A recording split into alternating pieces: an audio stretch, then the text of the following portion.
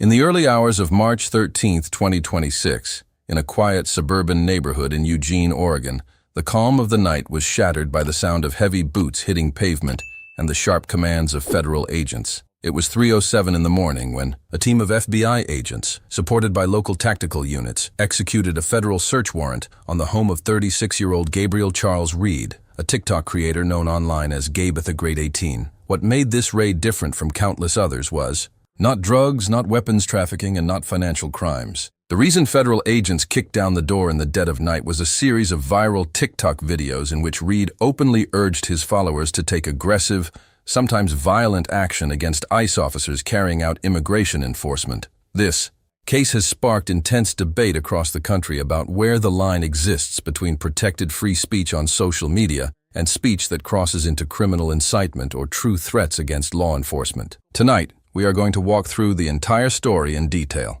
Who Gabriel Reed is, how his videos exploded to millions of views, what exactly he said that drew the attention of federal investigators, the dramatic events of the early morning raid, what agents discovered inside the house, the legal questions at the heart of the case, the broader context of rising tensions around immigration enforcement, and what this all means for content creators, activists, and ordinary Americans who voice strong opinions online. Let's start at the beginning with the man himself. Gabriel Charles Reed was born and raised in the Pacific Northwest. By his mid-30s, he had built a modest following on TikTok through commentary on social and political issues. He was not a household name in mainstream media, but within certain online communities focused on immigration policy, protest movements, and criticism of federal agencies, his presence grew steadily throughout late 2025 and early 2026. Reed presented himself as a voice for those who felt that current immigration enforcement tactics were overly aggressive, inhumane, or unconstitutional. His content mixed personal opinion, news clips, protest footage, and direct calls to action. For months, his videos stayed within the realm of passionate protest. He criticized ICE operations, shared stories of families affected by deportations, and encouraged peaceful demonstrations and legal challenges. But something shifted in the final weeks of February and the first days of March 2026. As national debates over large-scale immigration enforcement intensified, Reed's tone became sharper and more confrontational. He began posting videos that moved beyond criticism into explicit instructions on how to resist or interfere with ICE agents in the field. One video that gained particular traction featured Reed speaking directly to the camera in his living room, lights dimmed for dramatic effect. In it, he said, "If you see ICE in your neighborhood, don't just film them and post it online. Slide on them. Confront them. Make it difficult for them to do their jobs. If you own a gun and you feel threatened, use it. Burn something down if you have to. They need to feel the pressure." That single clip racked up over 2.8 million views in less than 10 days. Comments flooded in, ranging from supportive messages like, "Finally someone saying the truth," to more extreme replies encouraging followers to take even stronger measures. Reed followed up with additional videos that built on the same theme. In one, he gave tips on how to spot undercover ICE agents in public spaces. In another, he discussed strategies for disrupting raids, including blocking vehicles, creating distractions, and coordinating through private group chats. Each new upload seemed to push the envelope further, and the algorithm rewarded the controversy. Shares multiplied. Duets and stitches appeared from other creators, amplifying his message. Within a short period, his follower count surged, and his content began appearing in feeds far beyond his original audience. Federal authorities were paying attention from the very beginning. The FBI and Department of Homeland Security maintain monitoring programs for online content that could pose risks to officer safety or public order. When videos contain language that could be interpreted as incitement to violence against federal agents, they trigger reviews. In Reed's case, investigators documented dozens of posts, saved screenshots, recorded view counts, and tracked how the content spread across platforms and into private messaging groups. They noted instances where individuals appeared to reference Reed's videos while planning or discussing real-world interference with ICE operations in multiple states.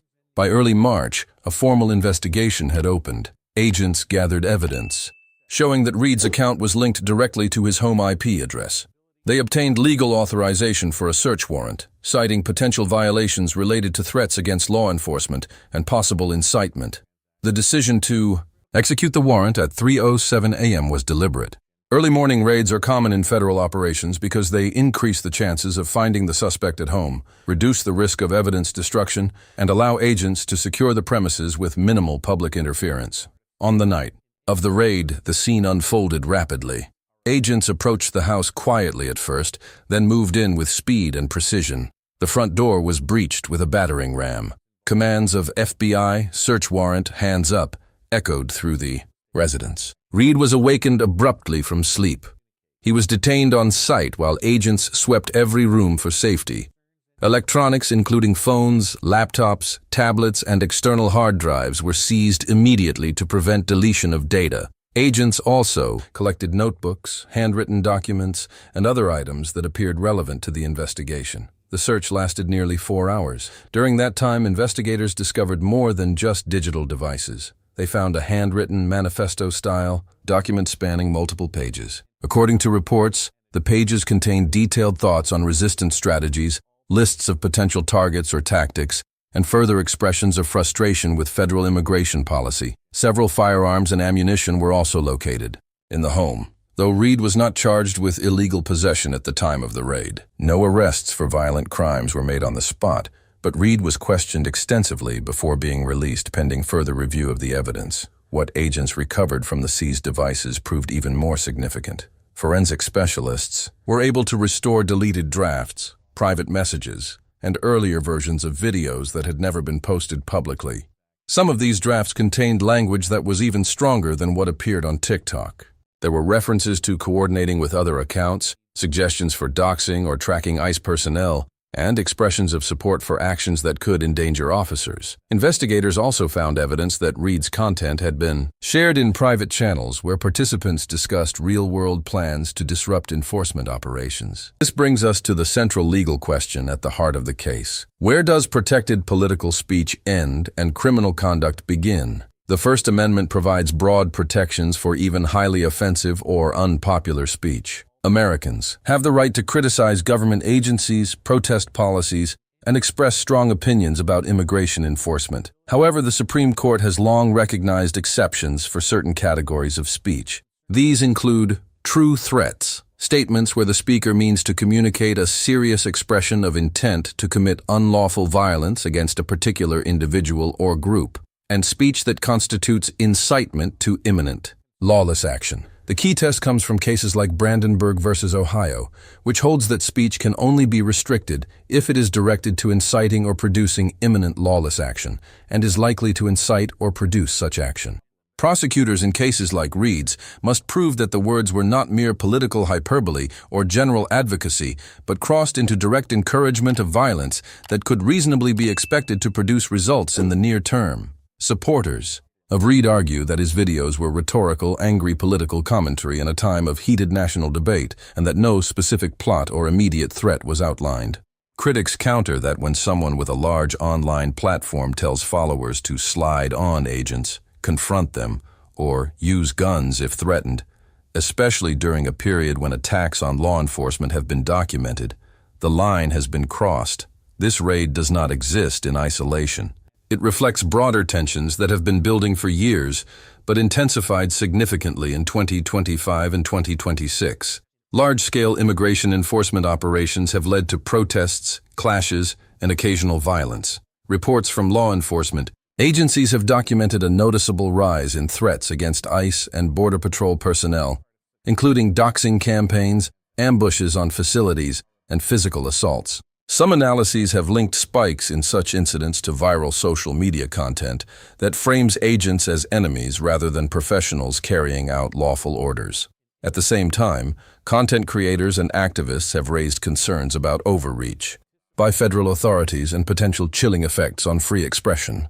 They point out that monitoring and raiding individuals based on online speech risks discouraging legitimate dissent. There have also been parallel stories about technical difficulties uploading anti-ICE content on TikTok itself, with users claiming censorship or algorithmic suppression, though the company has attributed such issues to technical glitches rather than deliberate policy. Regardless of the cause, the combination of aggressive content moderation debates and federal raids creates a climate where many feel caught between two extremes. Reed's personal background adds another layer to the story. Those who know him describe him as someone who became increasingly radicalized through online echo chambers and personal experiences with friends or family affected by immigration proceedings.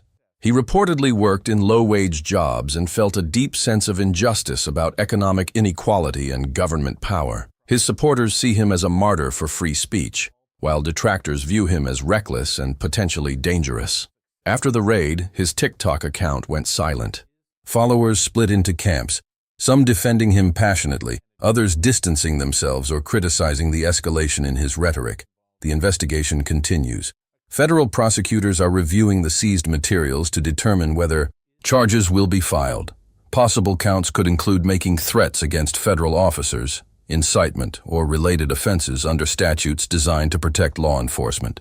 If charged, Reed would have the opportunity to mount a vigorous defense, arguing First Amendment protections. The case could eventually reach higher courts and set important precedents about social media speech in the age of viral video platforms.